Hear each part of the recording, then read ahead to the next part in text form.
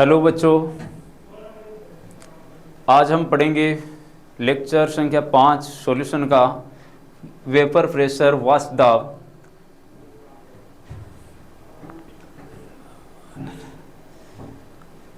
द्रव्य विलयनों का वाष्प दाब। देखो नाम में ही परिभाषा है वाष्प दाब, यानी वाष्प के द्वारा डाला गया दाब क्या कहलाएगा? वाष्प दाब। अब वाष्प किसकी बनेगी? द्रवों की वाष्प बनती है, वो द्रव के सतह पर क्या करती है? दाब उत्पन्न करती है। उस दाब को ही क्या कहेंगे? वाष्प दाब। अब बताइए, वाष्प दाब द्रव का जितना ज्यादा वाष्प जितनी ज्यादा बनेगी वो उस द्रव की सतह पर दाब उतना ही क्या करेगी? ज्यादा डालेगी, तो उसको कहेंगे वाष्प दाब। अब कौन से द्रवों की वाष्प दाब ज्यादा होगी? यानी मैं कहूं पृष्ठीय क्षेत्रफल जिसका जितना ज्यादा होगा, एक तो ताप बढ़ाएंगे तो वाष्प दाब क्या होगा? वाष्प दाब क्या होगा? बढ़ेगा। क्लियर है बात? टेम्परेचर को जैसे किसी पात्र में जल लिया गया है, बंद पात्र है, और इसको गर्म करेंगे तो जल कौन सी अवस्था में आ जाएगा? 100 डिग्री सेंटीग्रेड टेम्परेचर देते ही जल कौन सी अवस्था में आ जाएगा? वाष्प अवस्था में आ जाएगा। ये यहां से टकराकर वापस क्या करेगा? इसकी सतह पर दाब उत्पन्न करेगा। ये दाब क्या कहलाएगा? वाष्प दाब कहलाएगा। अब जितना ज्यादा द्रव्य होगा, जैसे पात्र है एक, तो 1 लीटर का है और 1 लीटर जल है, तो दाब उसका होगा। और एक क्या किया जाए, 5 लीटर का पात्र है, 5 लीटर जल है, तो उसका दाब है वो क्या होगा? ज्यादा होगा। दूसरी बात करेंगे किसका? यानी जिसका पृष्ठीय क्षेत्रफल जितना ज्यादा होगा, पृष्ठीय क्षेत्रफल जितना ज्यादा होगा, उस विलयन का वाष्प दाब भी क्या होगा? उतना ही ज्यादा होगा। पृष्ठीय क्षेत्रफल जितना ज्यादा होगा, वाष्प दाब भी उतना ही ज्यादा होगा। तीसरी बात करेंगे कि अणुओं के मध्य, विलायक के अणुओं के मध्य आकर्षण बल की बात करें कि आकर्षण बल अगर परबल प्रकृति के, आकर्षण बल क्या है? आकर्षण बल अगर परबल प्रकृति के, तो वाष्प दाब क्या हो जाएगा? उसका वाष्प दाब क्या होगा? कम होगा। वाष्प दाब में क्या आएगी? वाष्प दाब में कमी आएगी। आकर्षण बल अगर दुर्बल है तो वाष्प दाब क्या हो जाएगा? उसका ज्यादा हो जाएगा। नेक्स्ट बात करें कि अगर इसमें कोई अवाष्पशील विलेय पदार्थ घोल दिया जाए, क्या कि अवाष्पशील विलेय पदार्थ घोल दिया, तो इसके पृष्ठ पर अवाष्पशील विलेय के कण आ जाएंगे। वाष्प दाब क्या हो जाएगा? विलयन का कम हो जाएगा, क्योंकि अवाष्पशील विलेय के कण इस शुद्ध विलाय की सतह पर आ जाते हैं, जिसके कारण वाष्प दाब में कमी आती है। और वाष्प दाब में कमी क्या कहलाएगी? यहां वाष्प दाब का अवनमन कहलाएगी। वाष्प दाब में कमी क्या कहलाएगी? वाष्प दाब का अवनमन। तो वाष्प दाब से संबंधित टेम्परेचर की बात करें, टेम्परेचर बढ़ाएंगे तो वाष्प दाब बढ़ेगा, पृष्ठीय क्षेत्रफल बढ़ाएंगे तो वाष्प दाब बढ़ेगा। आकर्षण बल अगर मजबूत है तो वाष्प दाब कम होगा, और आकर्षण बल दुर्बल है तो वाष्प दाब क्या हो जाएगा? ज्यादा हो जाएगा।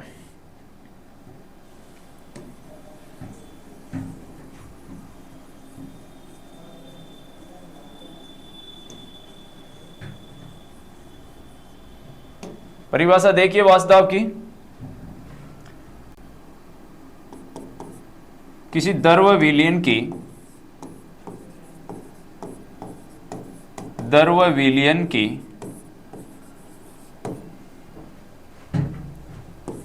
वाष्प द्वारा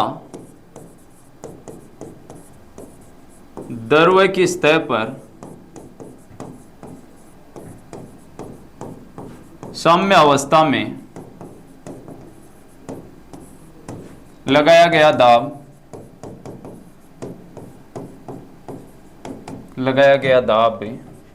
वाष्प दाब कहलाता है।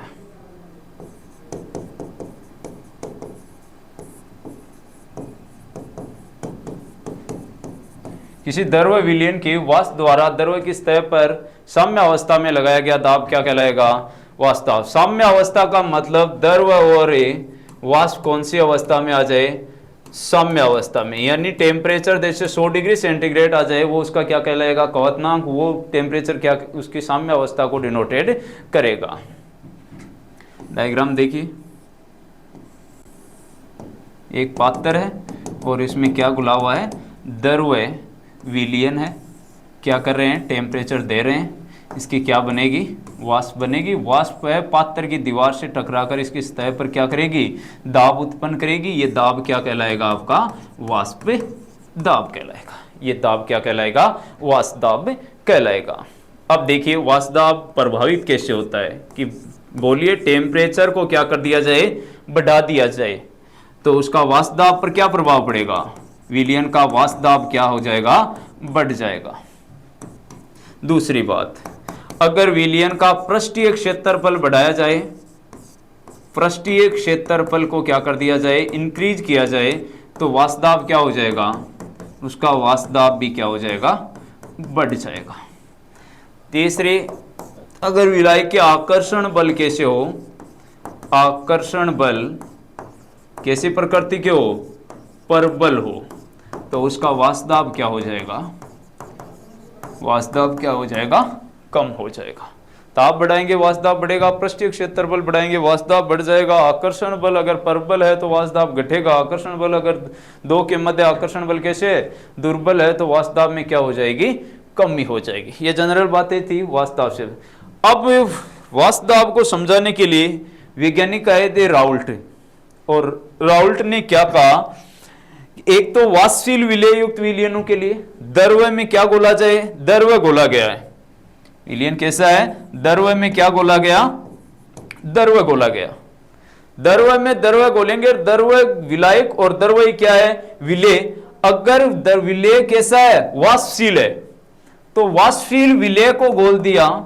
विलेय कैसे घोला गया है, वाष्पशील, और विलायक भी कैसा है, वाष्पशील, तो दोनों के कारण दाब उत्पन्न होगा, और कुल दाब किसके बराबर हो जाएगा, विलेय और विलायक के वाष्प दाब के क्या हो जाएगा, बराबर। एक तो इससे संबंधित राउल्ट ने नियम दिया। दूसरा, अगर विलेय जो विलेय है वो क्या है, ठोस लेते हैं, और ये कैसा होगा, अवाष्पशील होगा। तो अवाष्पशील विलेय लेंगे तो ये शुद्ध विलायक यानी जो वाष्पशील है उसकी क्या आ जाएगा, सतह पर एकत्रित हो जाएगा, जिसके कारण इनका पृष्ठीय क्षेत्रफल है वो क्या हो जाएगा, कम होगा। वाष्प है वो क्या करेगा, कम बनने देगा, जिसके कारण वाष्प दाब में क्या हो जाएगी, कमी होगी। इसे वाष्प दाब का अवनमन कहेंगे। ये दो नियम दिए थे राउल्ट ने नामक वैज्ञानिक ने। तो फर्स्ट राउल्ट का नियम,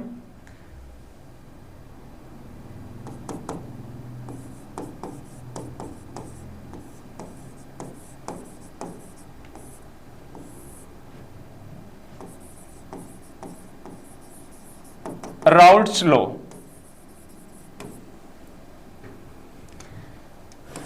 किसके लिए, वाष्पशील विलेय युक्त विलयनों के लिए, द्रव्य विलयनों के लिए, द्रव्य विलयनों के लिए राउल्ट नियम। द्रव्य विलयनों के लिए राउल्ट नियम। विलेय भी कैसा, द्रव्य, विलायक भी कैसा, द्रव्य, और ये वाष्पशील होगा या अवाष्पशील, कहें क्या कि ये वाष्पशील विलेय युक्त विलयनों के लिए, ऐसे बोल दे क्या, वाष्पशील विलेय युक्त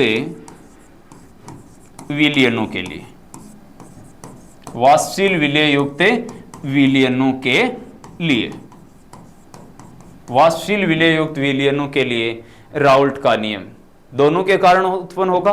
टेम्परेचर बढ़ाएंगे तो दोनों का वाष्प दाब क्या होगा, कुल वाष्प दाब है दोनों के वाष्प दाब के क्या हो जाएगा, बराबर हो जाएगा। देखिए एक निश्चित ताप पर, एक निश्चित ताप पर वाष्पशील विलेय युक्त विलयन में प्रत्येक अवयव का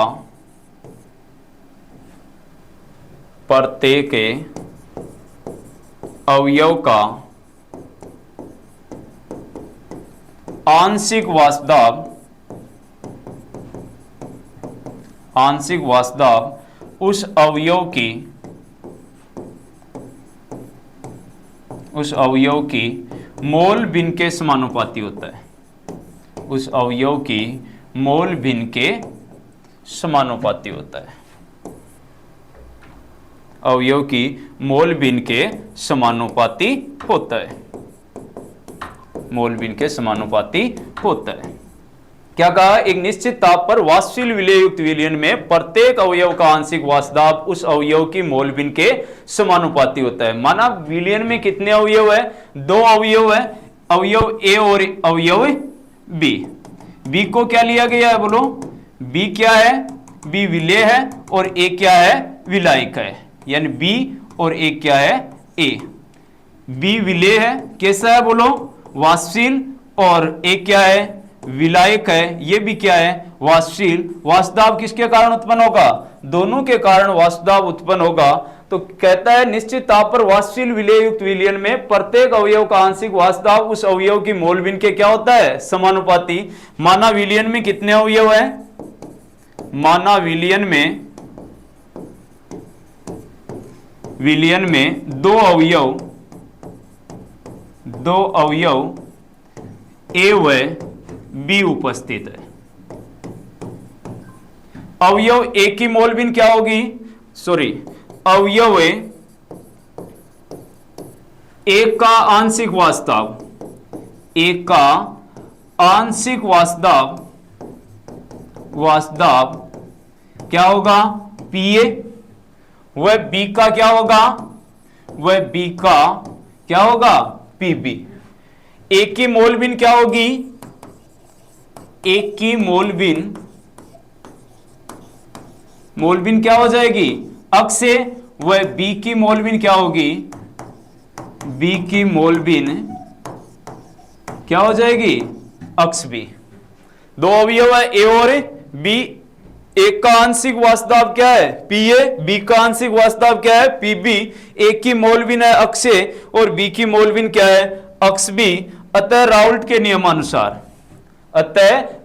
नियमानुसार, क्या कहा था राउल्ट ने, कि प्रत्येक अवयव का आंशिक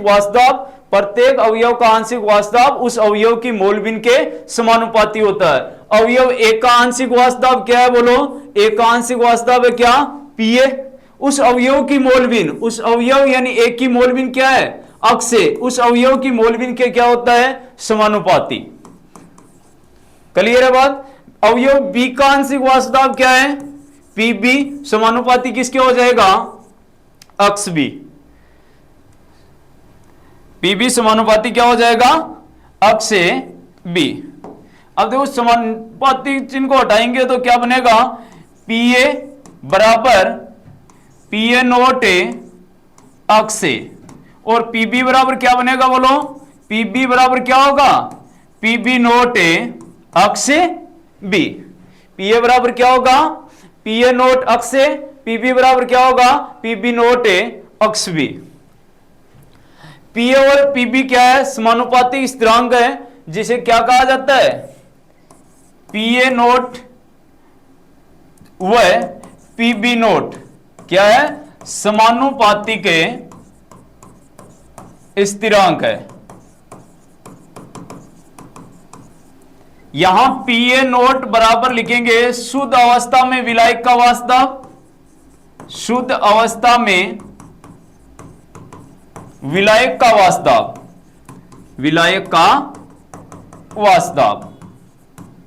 शुद्ध अवस्था में विलायक का वाष्पदाब, क्योंकि विलायक क्या है, ए। पीबी नोट बराबर क्या होगा, शुद्ध विलेय का वाष्पदाब, शुद्ध विलेय का वाष्पदाब। क्लियर है बात।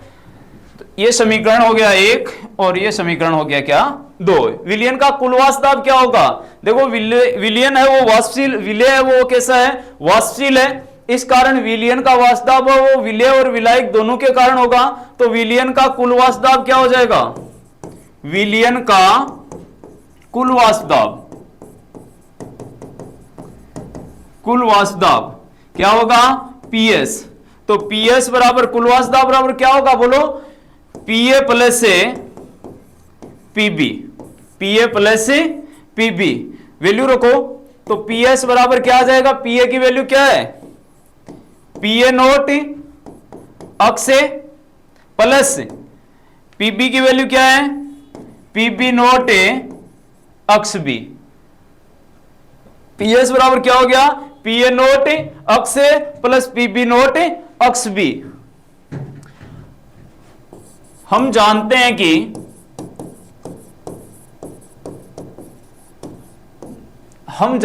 कि क्या अक्स ए प्लस क्या अक्स बी बराबर कितना होता है, 1। देखो अपन जो विलयन पढ़ रहे हैं उसमें विलायक से अपने को ज्यादा लेना देना नहीं है, केवल किससे है, विलय के कारण है। तो विलय यहां से विलय को तो रखेंगे लेकिन विलायक का जो मोलबिन है उसको यहां से हटाना है। तो क्या अक्स ए प्लस अक्स बी मोलबिन पढ़ाता, उसमें क्या आता, दोनों सभी अवयवों की मोलबिन का योग हमेशा क्या आता है, इकाई। तो यहां अक्स ए बराबर क्या हो जाएगा, अक्स ए बराबर रखे तो क्या होगा 1 माइनस क्या हो जाएगा अक्स बी। अक्स ए की वैल्यू पुट अप करो इस समीकरण में तो क्या होगा, पीएस बराबर, बोलिए, पीएस बराबर पी ए नोट ए की जगह अक्स ए की जगह क्या आ जाएगा 1 minus A x B, 1 minus A x B plus PB note A x B. PS बराबर क्या होगा, कोष्टक खोलेंगे तो P A nought minus P A nought A x B plus PB nought x B. Common क्या आ रहा है, दोनों में कॉमन क्या आ रहा है, अक्स बी। तो फॉर्मूला क्या बन जाएगा, पीएस बराबर P A nought plus x B ले रहा हूं, प्लस अक्स बी, तो कोष्टक में आ जाएगा पीबी नोट माइनस क्या हो जाएगा पी ए नोट। न्यूमेरिकल्स में काम आता है, अगर विलयन का कुल वास्तव दाब पूछे, अपने को शुद्ध विलायक का दे, शुद्ध विलय का दे और विलय की मोलबिन दे दे, तो हम विलयन का कुल वास्तव दाब निकाल देंगे। यहां कौन क्या है, यहां पीएस क्या है, पीएस बराबर विलयन का कुल वास्तव दाब, कुल वास्तव दाब। अक्स बी क्या है, अक्स बी बराबर विलय की मोलबिन, विलय की मोलबिन। पी ए नोट क्या है, शुद्ध विलायक का वास्तव, शुद्ध विलायक का वास्तव। पीबी नोट क्या है, शुद्ध विलय का वास्तव, शुद्ध विलय का वास्तव। यह अपना हो गया वास्तवशील विलय युक्त विलयनों के लिए राउल्ट का नियम। क्या कहता है कि निश्चित तौर पर प्रत्येक अवयव का आंशिक वास्तव उस अवयव की मोलबिन के समानुपाती होता है। अगर एक की देखे तो एक का वास्तव क्या हो जाएगा, पी ए समानुपाती अक्स से, पी बी समानुपाती क्या हो जाएगा अक्स बी, पी ए बराबर समानुपाती स्थिरांक को हटाएंगे तो क्या होगा पी ए नोट अक्स से, पी बी बराबर क्या हो जाएगा P B note x B. विलयन का दोनों के कारण वास्तव होगा तो विलयन का कुल वास्तव क्या माना पीएस, पीएस बराबर क्या होगा P A plus PB. Value put up करेंगे तो विलयन का कुल वास्तव आ जाएगा P A nought plus x B, PB nought minus क्या हो जाएगा P A nought. First law है कंप्लीट हो गया राउल्ट के नियम। सेकंड अगर क्या बोला जाए, अवाशील ठोस विलय को द्रव विलायक में बोला जाए तो उससे संबंधित राउल्ट का नियम कौन सा हो जाएगा। सेकंड लॉ क्या है, ठोस द्रव विलयनों का, ठोस द्रव विलयनों के लिए राउल्ट नियम।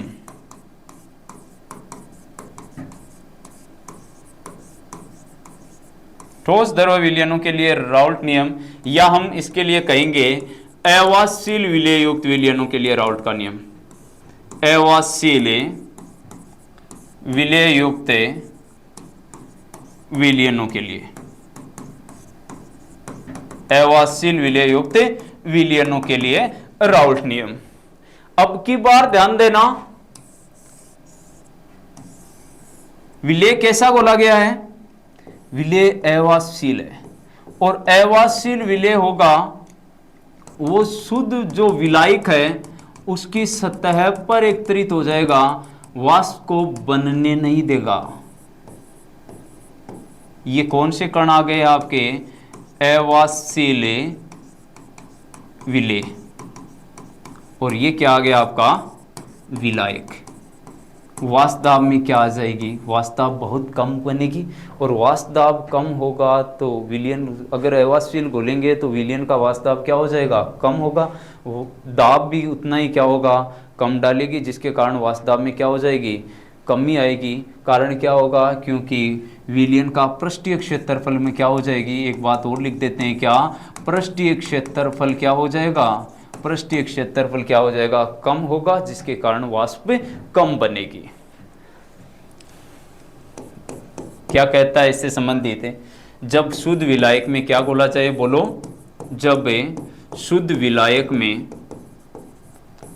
में एवासील विलेय पदार्थ, एवासीले विलेय पदार्थ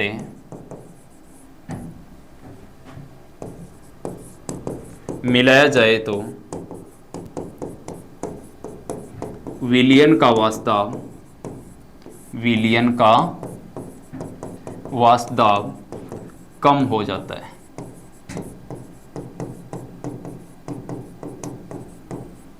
कारण क्या है, क्योंकि एवासील विलेय के कण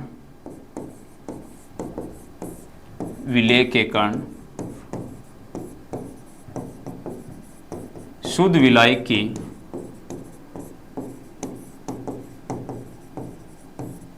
की सतह पर आ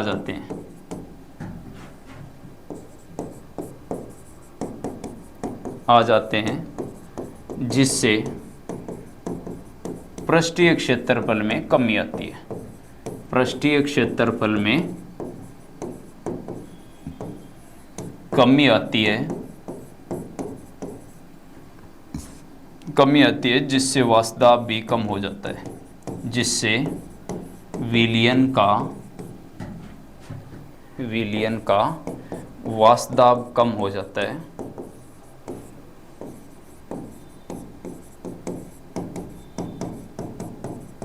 इसे वाष्प दाब का अवनमन कहते हैं, वाष्प दाब का अवनमन कहते हैं। क्या कहा गया है, जब शुद्ध विलायक में एवासील विलेय पदार्थ मिला जाता है तो विलयन का वाष्प दाब कम हो जाता है। क्यों? क्योंकि एवासील विलेय के कण शुद्ध विलायक की सतह पर आ जाते हैं, जिससे पृष्ठीय क्षेत्रफल में क्या आती है, कमी आती है, और पृष्ठीय क्षेत्रफल कम होगा तो वाष्प दाब कम होगा, और इस वाष्प दाब में आई इस कमी को ही क्या कहते हैं, वाष्प दाब का अवनमन कहा जाता है। अब राउल्ट का नियम लागू करें इस पर, राउल्ट के प्रथम नियम से, यहां डायरेक्ट लिखते हैं राउल्ट नियम से, राउल्ट नियम से। अब देखो घोला जा रहा है, दोनों ए भी घुला हुआ है, विलायक भी है, ए भी है, और क्या है रे, विलेय बी भी घुला हुआ है विलयन में। लेकिन अब की बार जो वाष्प उत्पन्न होगी वो क्या विलेय के कारण होगी, क्या विलेय के कारण वाष्प उत्पन्न नहीं होगी, केवल वाष्प उत्पन्न होगी वो किसके कारण होगी, विलायक के कारण ही होगी। जो दाब उत्पन्न होगा वो केवल विलयन का दाब है, वो किसके कारण होगा, विलायक के कारण ही उत्पन्न होगा। तो हम मोल बिन तो दोनों की लिखेंगे। तो राउल्ट का नियम क्या कहता है, पीए बराबर क्या था, बोलो, पीए बराबर पीए नोट अक्स से, और पीबी बराबर क्या था, पीबी बराबर पीबी नोट अक्स बी। विलयन का कुल वाष्प दाब क्या हो गया था, पीएस बराबर क्या लिखते हैं, पीए प्लस क्या पीबी, यही लिखते हैं क्या, बट पीबी है वो क्या है, पीबी बराबर क्या रे, 0। क्यों? क्योंकि बी है वो कैसा विलेय है, बी है वो एवासील विलेय, एवासील विलेय। देखो गुला हुआ तो है लेकिन बी है वो एवासील है, उसके कारण कोई वाष्प दाब उत्पन्न नहीं होगा। तो पीएस, अतः पीएस किसके बराबर हो जाएगा, अतः पीएस बराबर क्या होगा, पीए के कारण, पीए के कारण जो दाब उत्पन्न होगा वही विलयन का क्या होगा, कुल वाष्प दाब होगा। तो क्या आ गया, पीएस बराबर, फॉर्मूला क्या आ गया अपने पास, पीएस बराबर क्या हो जाएगा, पीए, पीएस बराबर पीए, पीए की वैल्यू पुटअप करो, पी एस बराबर पी ए की वैल्यू है P A nought x A, P S बराबर P A nought x A. अब हम जानते हैं कि मोल दोनों के गुले हुए हैं ए और बी दोनों के, तो अक्स A plus A x B बराबर कितना होगा 1। मोल बिन का योग सदैव कितना आता है 1, तो अक्स ए को यहां से हटाना है, तो अक्स ए की वैल्यू क्या हो जाएगी 1 माइनस ए अक्स बी। अक्स ए बराबर क्या होगा 1 minus A x B, value put up करो तो पी एस बराबर बोलिए क्या होगा P A nought 1 minus x B. P S बराबर बोलिए एक से मल्टीपल होगा तो क्या हो जाएगा P A nought minus P A nought A x B. अब ध्यान दीजिए इस P A nought x B को मैं इस साइड में लाऊं तो किसका हो जाएगा प्लस का, तो P A nought A x B बराबर बोलो क्या होगा पी ए नोट, और पी एस उधर जाएगा तो किसका हो जाएगा माइनस का, क्या हो गया पी एस। अक्स बी निकाले तो अक्स बी बराबर क्या हो जाएगा बोलो P A nought minus A P S upon क्या होगा P A nought. X B बराबर क्या होगा P A nought minus P S upon A P A nought. ये राउल्ट का दूसरा नियम है, वेरी इंपॉर्टेंट। अब देखो यहां कौन क्या है P A nought minus P S है, वो वास्तव का अवनमन है। क्या है वास्तव का अवनमन है। देखो शुद्ध विलय का वास्तव था उसमें भी क्या हुई है रे कमी हुई है, तो वास्तव का क्या हो गया अवनमन। और P A nought minus P S upon A P A note, यह है वास्तव का आपेक्षिक अवनमन। इसको क्या कहेंगे वास्तव का आपेक्षिक अवनमन। ये पूरा मेथड है, ये वास्तव का क्या है आपेक्षिक अवनमन। तो इस वास्तव का आपेक्षिक अवनमन किसके बराबर हो रहा है विलेय की मोल बिन के बराबर हो रहा है। तो राउल्ट का दूसरा नियम देखिए, एक निश्चित ताप पर अवाष्यशील विलेय युक्त विलयन में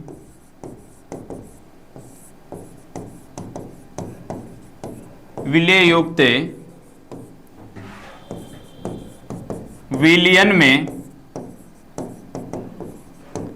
वास्तव का आपेक्षिक अवनमन विलेय की मोल बिन के बराबर होता है। विलेय की मोल बिन के बराबर होता है। एक निश्चित ताप पर अवाष्यशील विलेय युक्त विलयन में वास्तव का आपेक्षिक अवनमन किसके बराबर हो रहा है विलेय की मोल बिन के बराबर होता है। यह राउल्ट का दूसरा नियम है। क्वेश्चन आए कि राउल्ट नियम क्या है, बोर्ड में क्वेश्चन इस टाइप से पूछते हैं राउल्ट का नियम किसे कहते हैं, तो कौन सा दोगे फर्स्ट लो देना है कि एक निश्चित ताप पर वाष्यशील विलेय युक्त विलयन में प्रत्येक अवयव का आंशिक वास्तव उस अवयव की मोल बिन के क्या होता है समानुपाती होता है। यह क्वेश्चन आए कि अवाष्यशील विलेय युक्त विलयनों के लिए राउल्ट का नियम लिखिए, तो यह लिखना है एक निश्चित ताप पर अवाष्यशील विलेय युक्त विलयन में वास्तव का आपेक्षिक अवनमन विलेय की मोल बिन के बराबर होता है। फॉर्मूला डेरिवेटिव करना है, एक्स बी इक्वल टू क्या होगा P A nought minus P S upon P A note. Raoult के दोनों नियम है वो कंप्लीट है, फर्स्ट लॉ और सेकंड लॉ। फर्स्ट लॉ था द्रव विलयनों के लिए और दूसरा लॉ था कौन सा ठोस द्रव विलयनों के लिए। नेक्स्ट पॉइंट आएगा अपना कि राउल्ट नियम के आधार पर विलयनों के प्रकार। सेकंड है, अगला टॉपिक है राउल्ट नियम के आधार पर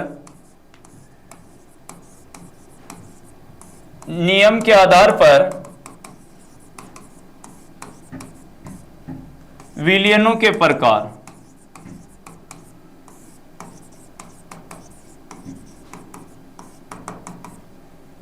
राउल्ट नियम के आधार पर विलियनों के प्रकार।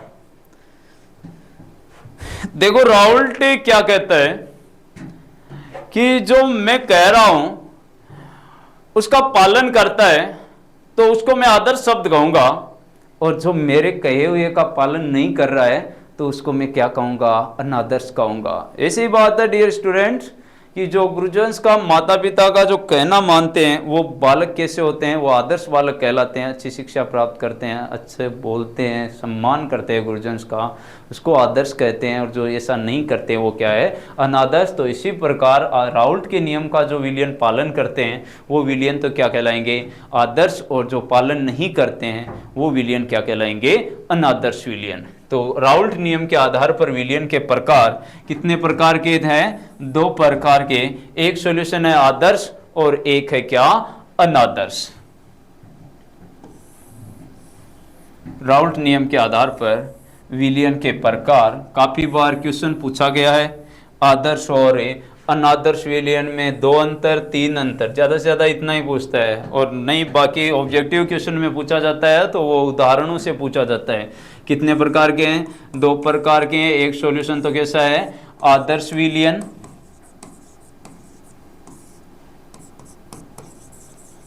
आइडियल सॉल्यूशन, और दूसरा है अनादर्श विलियन।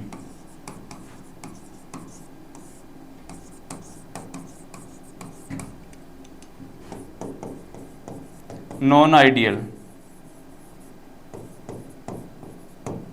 आदर्श विलियन और अनादर्श विलियन। विलियन जो सभी ताप एवं सांद्रताओं पर राउल्ट नियम की पालना करते हैं, विलियन जो सभी ताप एवं सांद्रताओं पर राउल्ट नियम की पालना करते हैं वो क्या कहलाएंगे, आदर्श विलियन। कहता है कि जो प्रयोगों द्वारा विलियन का जो वास्तव आया था वही गणना द्वारा वास्तव आता है, दोनों का इक्वल आता है, तो वो आदर्श विलियन होगा।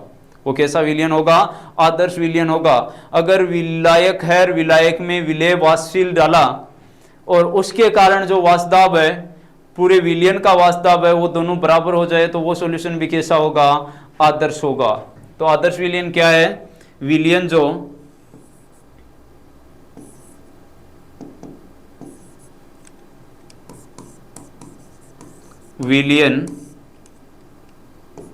जो सभी ताप एवं सांद्रताओं पर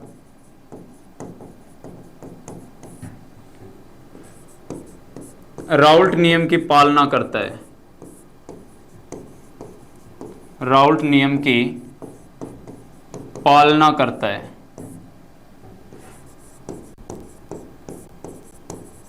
क्या कहलाता है, आदर्श विलियन। अनादर्श क्या होगा, विलियन जो सभी ताप एवं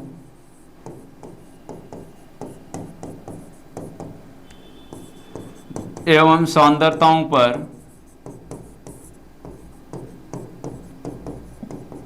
राउल्ट नियम की पालना नहीं करता है, क्या कहलाएगा, अनादर्श विलियन। विलियन जो सभी ताप एवं सांद्रताओं पर राउल्ट नियम की पालना करता है आदर्श, और जो राउल्ट नियम की पालना नहीं करता है वो क्या कहलाता है, अनादर्श विलियन। अब आगे बात करते हैं। पहली बात परिभाषा ही लिखनी है। सेकेंड पॉइंट, जो प्रेक्षित वास्तव है, प्रेक्षित का मतलब क्या, प्रायोगिक। प्रेक्षित वास्तव प्रयोगों द्वारा ज्ञात वास्तव, प्रेक्षित वास्तव बराबर होगा गणना से प्राप्त वास्तव।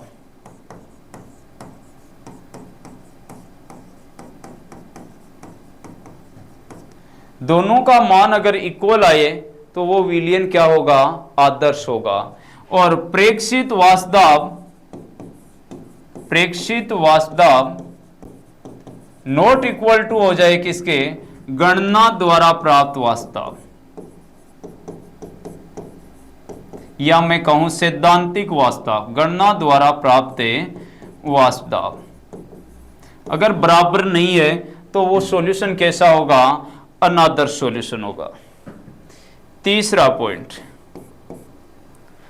तीसरी बात, अगर विलेय को विलायक में घोलते हैं, विलयन का जो आयतन है उसमें ना तो कमी हो और ना ही वृद्धि हो, ना तो क्या हो, कमी हो और ना ही वृद्धि हो, तो ऐसा सॉल्यूशन क्या होगा, आदर्श होगा।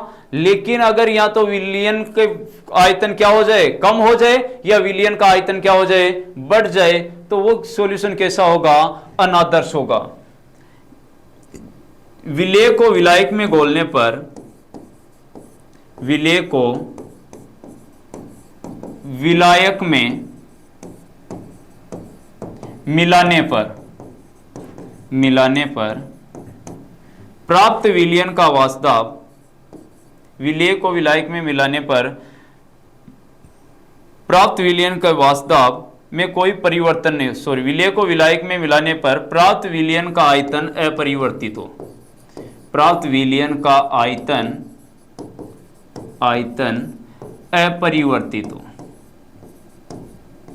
अपरिवर्तित हो, तो वो सॉल्यूशन कैसा होगा, आदर्श होगा। अर्थात डेल वी मिश्रण क्या हो जाएगा, डेल वी मिश्रण बराबर कितना हो जाएगा, 0। विलेय को विलायक में मिलाने पर प्राप्त विलयन का आयतन क्या हो जाए, अपरिवर्तित हो, तो ऐसा सॉल्यूशन क्या होगा, आदर्श होगा।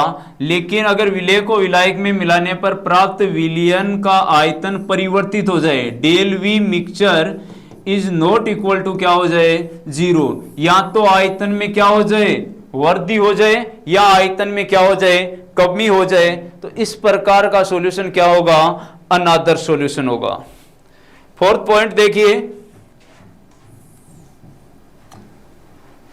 विलेय को विलायक में मिलाने पर, फोर्थ पॉइंट, विलेय को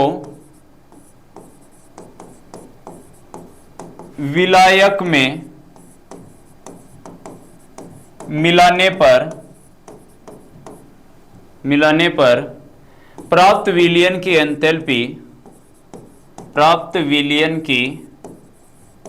एंथैल्पी अपरिवर्तित रहती है।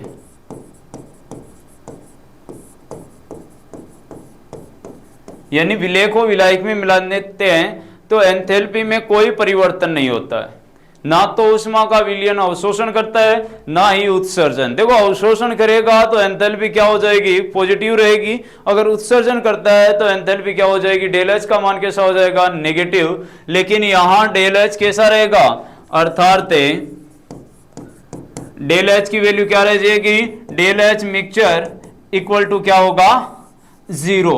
अगर डेल एच इक्वल टू 0 हो रहा है तो वो सॉल्यूशन कैसा है, आदर्श है। और अगर del H not equal to क्या हो जाए, 0, यानी विलेय को विलायक में मिलाने पर विलयन की एंथैल्पी या तो क्या हो जाती है, डेल एच का मान बढ़ जाता है, यानी वो ऊष्मा का अवशोषण करेगा, या क्या हो जाए, कम हो जाए, तो वो ऊष्मा का क्या करेगा, उत्सर्जन करेगा। तो डेल एच का मान या तो पॉजिटिव होगा या कैसा होगा, नेगेटिव होगा। लास्ट बात, विलेय के मध्य आकर्षण। देखो, आयतन में कब वृद्धि नहीं होगी, एंथैल्पी में कब परिवर्तन नहीं होगा, जब विलेय के आकर्षण और विलायक के आकर्षण दोनों के आकर्षण है और दोनों को अगर मिक्स कर दिया जाए तो आकर्षण बलों में ना तो क्या हुई है, कमी, और ना ही क्या हो, वृद्धि हो। तो ऐसा सॉल्यूशन कैसा होगा, आदर्श। लेकिन विलेय और विलायक को मिलाते हैं, जैसे विलेय के आकर्षण है और विलायक के आकर्षण है, दोनों को मिक्स कर दिया गया, तो जो विलयन बना है उसके आकर्षण बलों में या तो क्या हो जाए, कमी हो जाए, या क्या हो जाए, वृद्धि हो जाए। तो कमी या वृद्धि कब होगी, देखो कमी कब होगी, कमी होगी तो आयतन में क्या हो जाएगी, वृद्धि हो जाएगी। और ऊष्मा का क्या करेगा वो, उत्सर्जन या अवशोषण। कमी हो रही है, इसका मतलब ऊष्मा का क्या कर रहा है, वो अवशोषण कर रहा है। जिसके ऊष्मा अवशोषित करेगा तो दोनों के आकर्षण बल है वो दुर्बल होंगे, आयतन क्या हो जाएगा, इंक्रीज हो जाएगा। तो विलेय के मध्य आकर्षण क्या कहेंगे, विलेय के मध्य आकर्षण, विलायक के मध्य आकर्षण बराबर होंगे किसके, विलयन के मध्य आकर्षण। ए के मध्य आकर्षण, ए के मध्य, ए क्या हो गया, विलायक, ए के मध्य आकर्षण प्लस बी के मध्य आकर्षण इक्वल होंगे किसके, ए बी के मध्य आकर्षण, ए बी के मध्य आकर्षण। विलेय विलेय विलायक विलाय के मध्य आकर्षण बराबर होंगे किसके, विलियन के मध्य आकर्षण के। और यहां पर क्या होगा, ए के मध्य आकर्षण प्लस बी के मध्य आकर्षण। विलायक विलायक विलेय विलेय के मध्य आकर्षण बराबर नहीं होंगे, या तो क्या होंगे, दुर्बल होंगे, या क्या होंगे, प्रबल होंगे। किससे, विलियन से, ए बी के मध्य आकर्षण। उदाहरण देखिए आदर्श विलियन के, इंपॉर्टेंट है, कंपटीशन एग्जाम में या बोर्ड में काफी बार ऑब्जेक्टिव टाइप में पूछे जाते हैं। निम्न में से कौन सा विलियन है वो आदर्श है, कौन सा है वो अनादर्श है। तो उदाहरण देखिए, समान प्रकृति वाले, लगभग समान प्रकृति वाले विलियन है वो क्या होंगे, आदर्श होंगे। जैसे एन हेक्सेन और n heptane, n hexane plus n heptane दोनों ही क्या है, हाइड्रोकार्बन है, लगभग नेचर क्या है, सेम है। इसमें कार्बन श्रृंखला में 6 कार्बन है और इसमें कितने हैं, 7 है। दोनों की नेचर सेम है, इस कारण ये कैसा होगा, आदर्श होगा। अगली बात, बेंजीन और टोलुइन, बेंजीन प्लस टोलुइन दोनों ही एरोमेटिक हाइड्रोकार्बन है, और एरोमेटिक हाइड्रोकार्बन में इसमें 6 कार्बन की रिंग है, कार्बन रिंग 6 ही है, लेकिन एक क्या जुड़ा हुआ है, सब्सटीट्यूएंट जुड़ा हुआ है, CH3 जुड़ा हुआ है। दोनों की नेचर क्या है, सेम है, बेंजीन और toluene. Third example, chlorobenzene, chlorobenzene plus bromobenzene, bromobenzene. Benzene पर देखो एक साइड में तो क्लोरो जुड़ा हुआ और एक में क्या है, ब्रोमो। सेम वर्ग के सदस्य है, लगभग प्रकृति क्या है, समान है। सॉल्यूशन कैसा होगा, आदर्श होगा। अनादर्श में देखो, अनादर्श में एग्जांपल 2 ही पढ़ाऊंगा, बाकी धनात्मक और ऋणात्मक में देखेंगे। जैसे ethanol C2H5OH plus H2O। Ethanol ethanol के मध्य जल के मध्य आकर्षण बल थे, प्रबल थे, लेकिन अगर दोनों को मिला दिया जाए तो आकर्षण बलों में या तो वृद्धि हो जाएगी या क्या हो जाएगी, कमी हो जाएगी। नेचर क्या है, अलग अलग है। कैसा सॉल्यूशन होगा, अनादर्श होगा। दूसरी बात करें, chloroform plus acetone, CHCl3 plus CH3COCH3। Chloroform और एसीटोन का विलियन अलग अलग नेचर है, इस कारण ये कैसा होगा, अनादर्श होगा। आदर्श के कुछ एग्जाम्पल और देखिए। फोर्थ एग्जांपल आदर्श का, कि एथेनॉल और methanol, C2H5OH plus CH3OH same प्रकृति के है, एल्कोहल और ये भी क्या है, एल्कोहल। लेकिन एल्कोहल में जल घोल दिया जाए तो वो कैसा होगा, नेचर चेंज हो जाएगी, वो कैसा होगा, अनादर्श हो जाएगा। इसी प्रकार क्लोरोएथेन और ब्रोमोएथेन C2H5Br प्लस C2H5Cl। कहने का मतलब नेचर देखो, हाइड्रोकार्बन से क्या जुड़ा हुआ, ब्रोमो और क्लोरो दोनों की नेचर है वो लगभग क्या होगी, समान होगी। कैसा होगा, आदर्श से। तो आदर्श में ध्यान रखना है, लगभग समान प्रकृति वाले कैसे होंगे, आदर्श होंगे। इसी प्रकार मैं कहूं देखो, CCl4 प्लस CHCl3 ये भी कैसे होंगे, CCl4 प्लस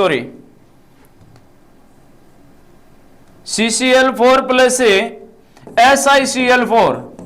क्लोरीन बराबर है, कार्बन और सिलिकॉन है वो सेम वर्ग के सदस्य है, कैसा होगा, आदर्श है। लेकिन कहे CHCl3 प्लस CCl4, इसमें देखो कार्बन की नेचर, क्लोरीन एक कम है, लेकिन क्या आ गया, हाइड्रोजन आ गया, नेचर क्या हो गई, डिफरेंस हो गई। कैसा सॉल्यूशन होगा, अनादर्श होगा। ये आपका आदर्श और अनादर्श सॉल्यूशन है वो कंप्लीट हो गया है। नेक्स्ट डे हम कल मिलते हैं, ठीक है टाबरो, धन्यवाद।